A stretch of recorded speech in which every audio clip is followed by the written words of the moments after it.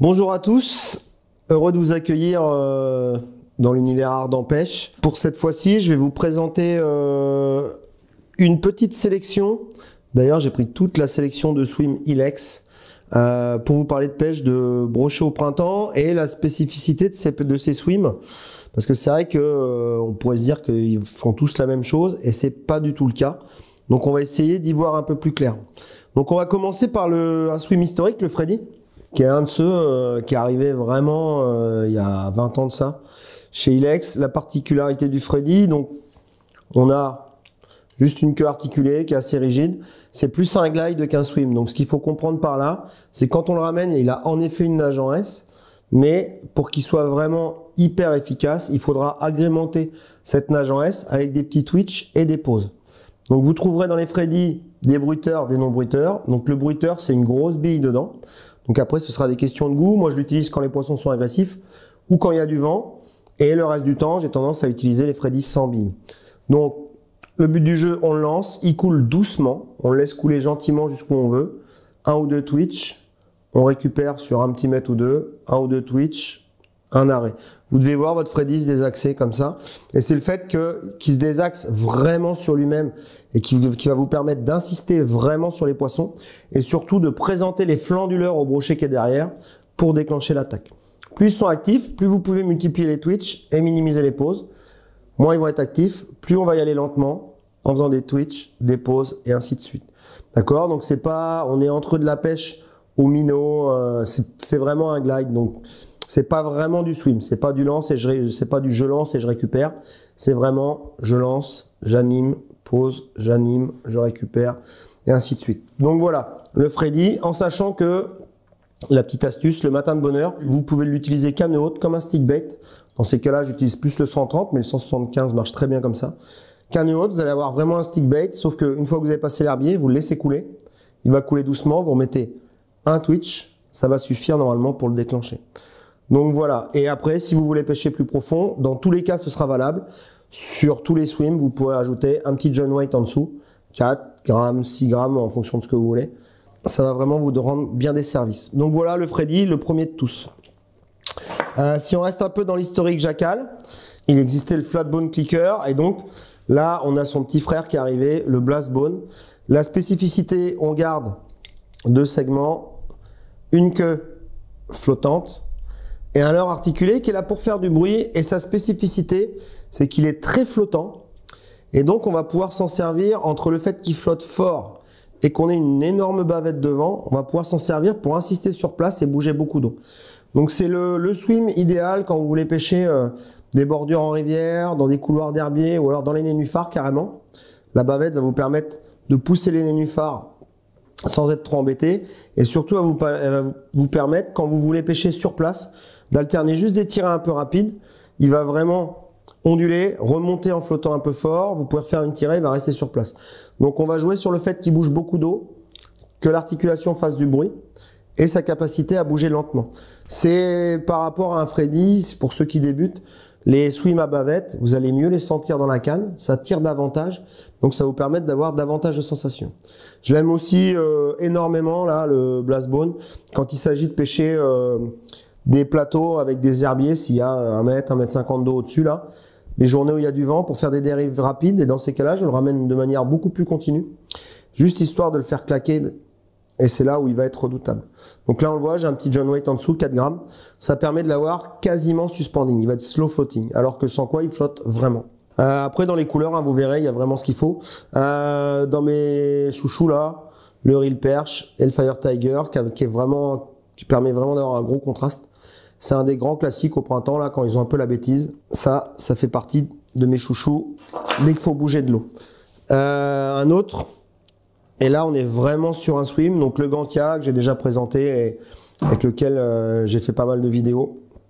La spécificité du Gantia, là, c'est que lui, au contraire, il est bien en récupération continue, et c'est un de ceux qui peut nager le plus lentement de tous les swims, là. Particularité, on a le lest qui est situé dans la partie centrale, là, légèrement vers l'arrière. Ça permet de le lancer loin, sans qu'on ait trop cet effet qu'on peut avoir sur les swims quand il y a trop de lest ici et pas assez ici. Il va filer droit, il file loin, donc ça c'est intéressant. il est suspending, donc il va pêcher 50 sous la surface quand on va l'arrêter. Et là, lui, là où il est redoutable, c'est toutes les pêches en eau très claire sur des poissons éduqués. On va pêcher très lentement, le plus lentement possible en continu, et il va avoir une nage vraiment très fluide. Pour moi, ça se compare, faut le comparer à un chevenne un peu en balade. C'est ce que vous devez chercher à reproduire. Donc voilà, faut pas hésiter. Les poissons montent de loin dessus quand ils veulent ça. Les journées sans vent avec de l'eau très claire. Là, le Gantia, il va vraiment vous rapporter des poissons. Il n'y a rien qui vous empêche de l'utiliser les journées où il y a vraiment un peu plus de vent, une animation un peu plus dynamique, une récupération un peu rapide, un stop. Il va se mettre carrément en travers par rapport à la récupération. Ça déclenchera aussi des touches. Les petites astuces sur le Gantia. Ici, on a une petite plaque en plexi qui va éviter que les herbes se prennent dans la bouche. La bouche, elle est quand même ouverte et fendue. C'est pour offrir un minimum de prise à l'eau quand même, pour que vous le sentiez un tout petit peu. Alors on le sent pas beaucoup, mais on le sent un petit peu comme ça. Vous avez un anneau sur le dos. Si jamais il y a beaucoup d'herbes, vous pouvez enlever vos triples et vous venez mettre un double dessus. Si vous devez le lester, il y a un petit crochet ici. Perso, les John White, je préfère les mettre en dessous que sur le crochet en tête. Il va couler beaucoup plus à l'horizontale. Si par contre vous voulez pêcher en lac rapidement, dans ce cas-là, vous mettez un John White un peu plus gros et devant. Là, ça va vous permettre de pêcher un peu plus rapidement. Mais pour moi, on perd une partie de l'intérêt du fait quand le leurre redescend pas à l'horizontale. Sur les pêches de broc, ça reste quand même un vrai plus. Donc voilà, le Gantia, eau claire, poisson difficile, pêche très lente, en continu. Il faut avoir le mental pour, par contre quand on l'a, ça prend vraiment des gros poissons. Et enfin, le petit dernier de la bande, Slick Mikey. Donc la particularité, le Mickey, tout le monde l'a connu chez Ilex.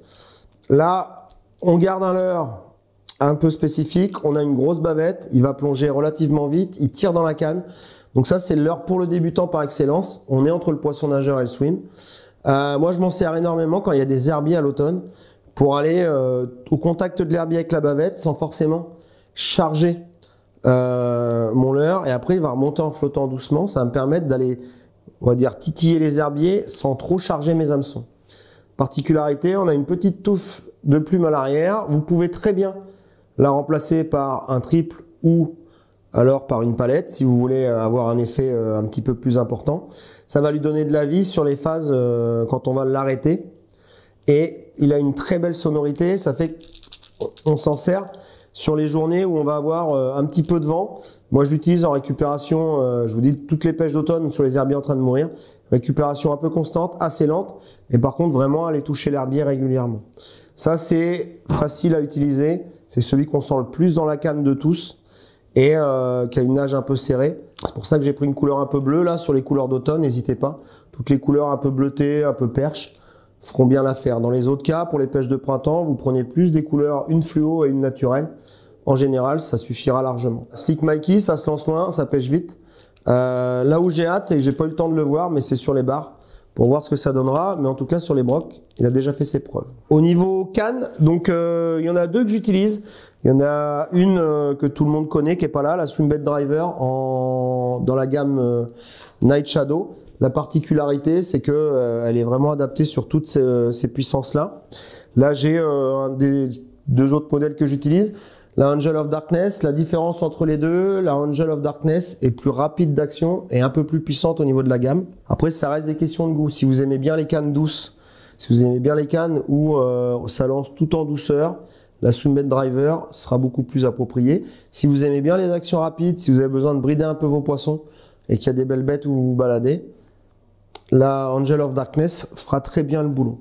Donc on est sur de la 2,20, on va jusqu'à 100 grammes de puissance.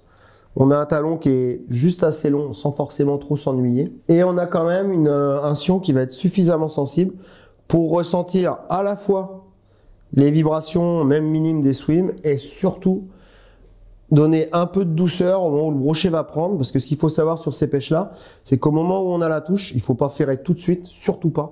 On attend toujours que le poisson tourne avant de ferrer.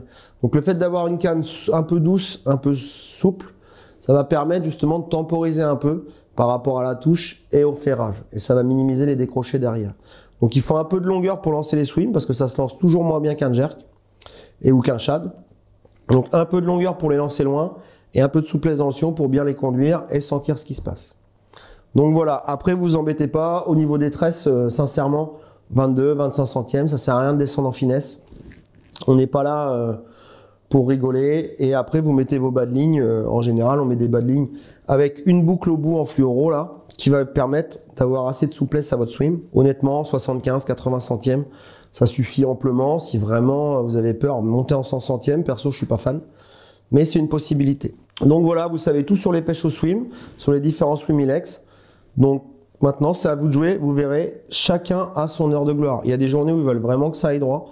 Il y a des journées où ils veulent au contraire qu'il y ait des pauses et que ça se désaxe, que ça bouge plus ou moins d'eau. Donc maintenant, c'est à vous d'essayer. Petite astuce sur les swims flottants. N'hésitez pas à faire des pauses où vous le laissez vraiment remonter. Et là, vous verrez, il y a des journées où il vient de vous le cueillir uniquement quand il est à l'arrêt en surface. Donc si vous avez le cœur suffisamment accroché pour ferrer un peu tard après ça, je vous invite à essayer, à me dire ce qui a marché le mieux. À bientôt.